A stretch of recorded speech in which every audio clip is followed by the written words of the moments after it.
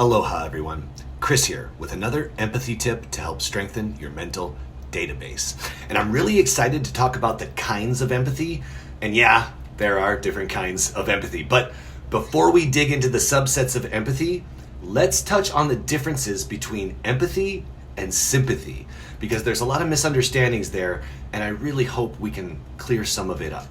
According to Hodges and Myers in the Encyclopedia of Social Psychology, empathy is often defined as understanding another person's experience by imagining oneself in that other person's situation. One understands the other person's experience as if it were being experienced by the self, but without the self actually experiencing any of it. A distinction is maintained between the self and the other. Sympathy, in contrast, involves the experience of being moved by or responding in tune with another person. So, empathizing is trying to understand how another is feeling, and sympathizing describes how you potentially react. We know this is true because sympathy is not the only potential response when we empathize. We can empathize.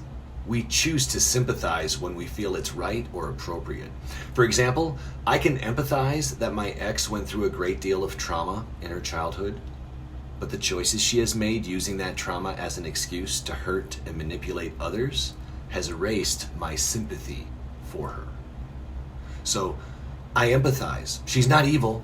She's a product of abuse, but I don't sympathize with her because she's chosen to be selfish, deceitful, and cowardly.